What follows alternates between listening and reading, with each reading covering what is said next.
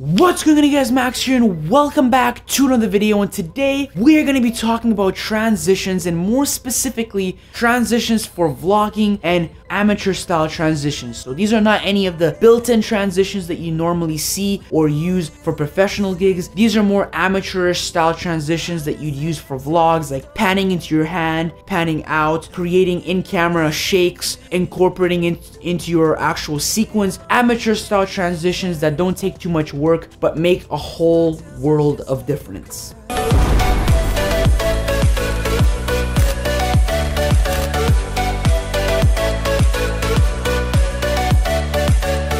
So how's it going, guys? Welcome back to another video, and today we're back with another tutorial. And before we start, I just wanted to say that thank you guys for the support with the comments and everything, saying, you know, I took the last week in terms of like just processing in my brain just what's been going on, and just things have just been a little bit too tough on me because of that. I just wasn't in the greatest mood, but I'm back. I'm strong. I didn't miss any uploads, which is nice. I mean, last week it was a little bit messed up. I had to upload the video late. It wasn't because of that. That happened after I uploaded the video, so I think it was late Sunday or Monday, but doesn't matter. Off of that, today's another tutorial, guys. So today we're talking about transitions, how you can use them, and just how important they are in terms of vlogging. It's so important to do transitions because they really do differentiate a good and a bad video. If you're trying to cut from a scene to another scene, the best way to do it is a transition. It's called a transition for a reason. Essentially, a transition it's essentially a sequence between one piece of video and another piece of video, and it essentially helps connect both of them together, not in terms of story, but connect them together and make it just a much more pleasant and enjoyable look, instead of just having it instantly automatically cut into another scene. An example is like this. Hey guys, it's officially...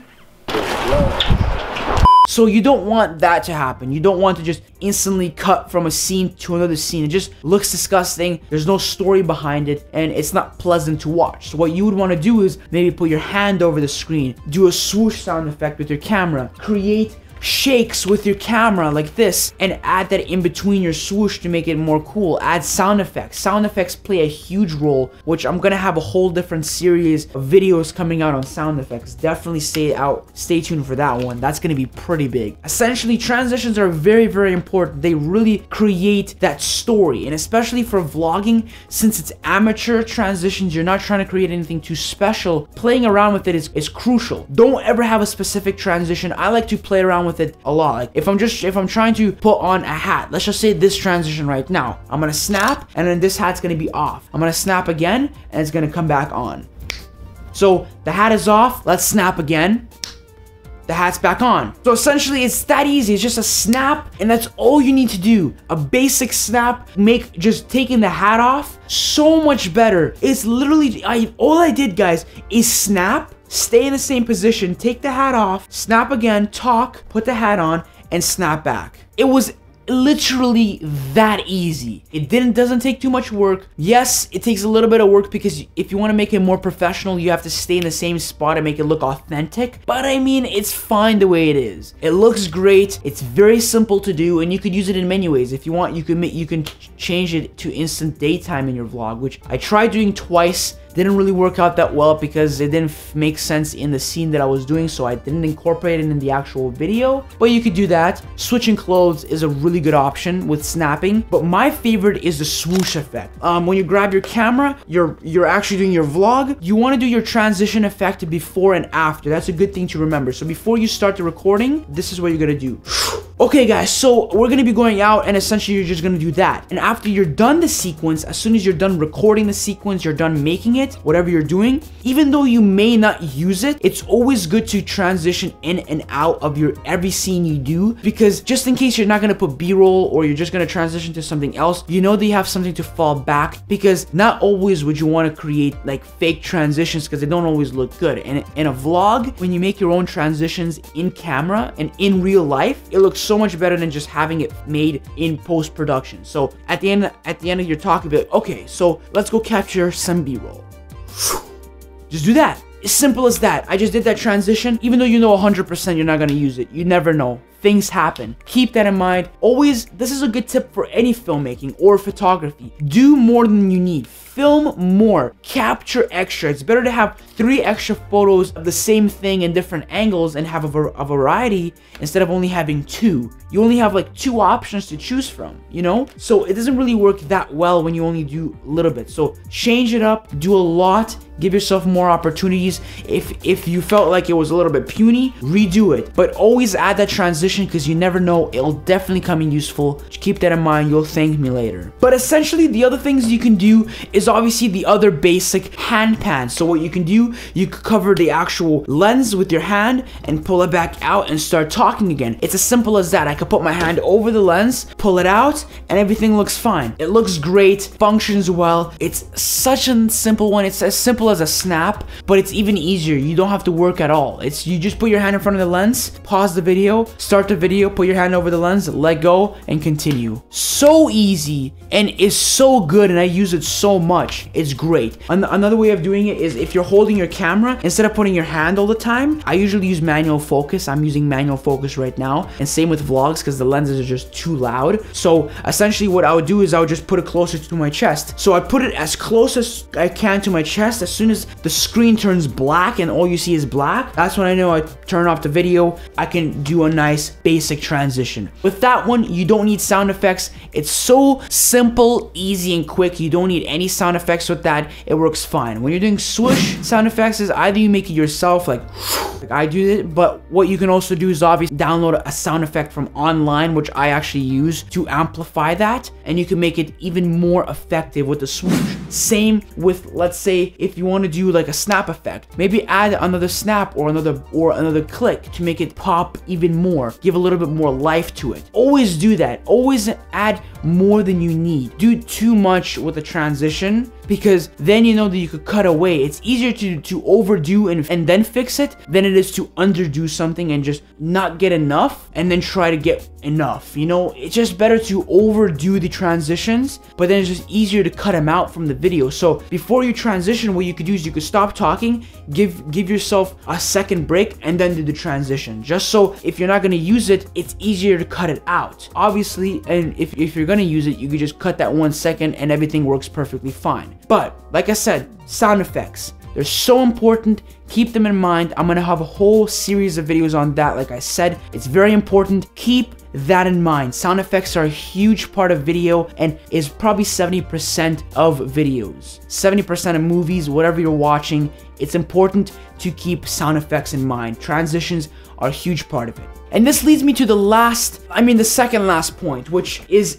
the in-camera shakes. These are good for the swoosh sound effects. If you feel like you didn't capture, like the swoosh sound effect is just a little bit too puny, what you can do is you could grab your camera, turn it on, obviously turn it on, start recording and start shaking this. This is a technique that I learned from Peter McKinnon. You essentially just start shaking the camera like crazy.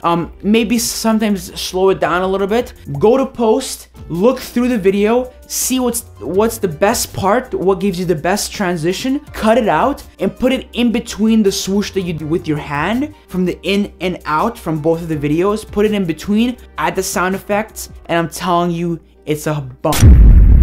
It's incredible. Honestly, I didn't think it's gonna look that good, but it creates a nice fast swoosh sound effects that looks really nice and smooth. What you can also do is you can add that keyframe where at the start it starts off at 0 and then by the time it ends you can have it at 100, so it slowly zooms in while it transitions, which is also kind of a cool effect. But obviously I'm not gonna show you guys in this video how to actually apply it. It's very simple. Just the other one that I usually like to do the most, and that is B-roll. B-roll is a huge one. I love B-roll. It's incredible. Honestly, B-roll is what differentiates my vlogs to somebody else's. B-roll is probably the best to use if you're trying to transition from something. B-roll is the best way to transition from like a completely different setting. If you're at home and you're about to go on a plane, B-roll is perfect to capture that road trip. Same to a store. If you're going from talking to traveling or going from traveling to sitting down and talking, B-roll is the best way to do it because it tells a story of what's going on. Show your surroundings, show the day passing by. What you can also do is time lapses. Time lapses are a huge one. Time lapses are kind of part of B-roll.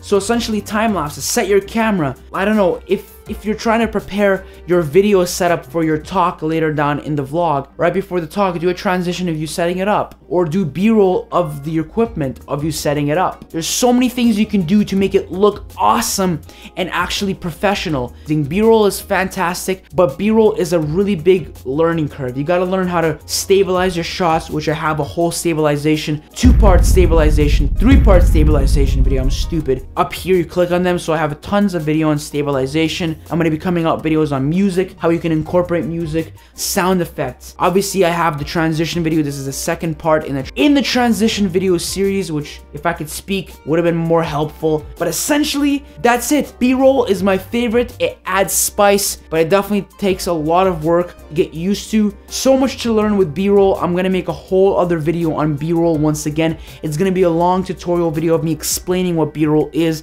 because I want to retouch on what it is, how it works, and I want to show you guys examples of how I use it, because I use a ton of B-roll in vlogs and even tutorial videos. I put B-roll over top to express and tell the story even more by coming up close and giving beautiful, nice, and cinematic looking shots. It always looks good. Tech YouTubers do this, movie makers do this, everybody does it. Everybody who wants to make a professional video, if they want to make a good looking video, you have to have B-roll. So that's obviously important. Time lapses are probably the easier version of B-roll. You just set your camera, you let it roll, and it just does the job, and it looks crispy. You don't need to have incredible cameras to get nice time lapses. Obviously, time lapses look better with photos. If you have photo time lapses and it slowly zooms in, pans into the shot, or slowly pans out, it looks 10 times better. But obviously, if you're a beginner or on a budget, just a video straight up 2-3 minute video time lapse, 1,000 to 2,000 times the speed. It's like a 10-second video.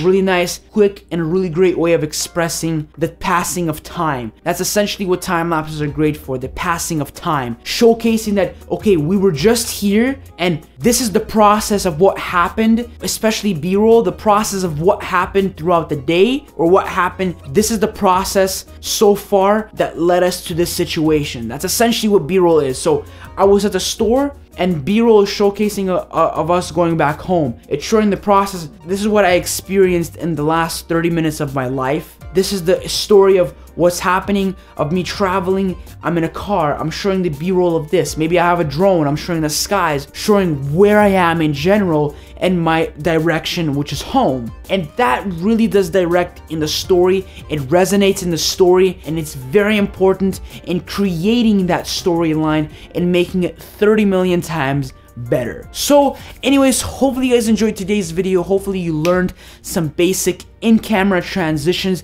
They're very easy and basic, simple AF. Honestly, the snapping effects, obviously the panning ones where you do the swoosh effect, putting your hand over the lens. Obviously B-roll is my favorite one. Transitions in terms of time lapses, which tell a lot. All of these are great. They're amateur, they're simple. That's why I didn't name them in parts, because I don't want you to take them in a way where it's like, oh, the snapping effect is the first one I should learn. No, use all of them. Use every single one of them in any way you want. I don't want you to learn them in any order. If you feel like the only thing you want to use from this, if the only one that you feel you want to use is time lapses, then only use that one. That's why I didn't name them. I didn't want to specifically categorize them, go too crazy in depth in them, because they're very simple and straightforward. They're amateur. If you spend too much time thinking about it, then you're trying to perfect it, which is not what we're trying to do. Vlogs are not meant to be perfect, which I have to keep reminding myself, and you don't want your transitions to be perfect either. So make sure that the transitions are going to be amateur, but these snapping effects can make a difference in terms of if you want to put clothes on. If you're trying to even pack a bag, instead of showing that long process of you packing that bag, snap, the bag is packed, we're ready to go. But essentially, if you guys learned anything today, leave a comment, subscribe, like the videos, check out my Instagram for photos. But I'll see you guys next time. Stay amazing, guys. It's the reason why I'm so happy. It's the reason why I get up in the morning so energetic, is because of YouTube. But no more cheesy comments. Let's end it off here. Transition. Why can you not reach? You retarded motherfucker.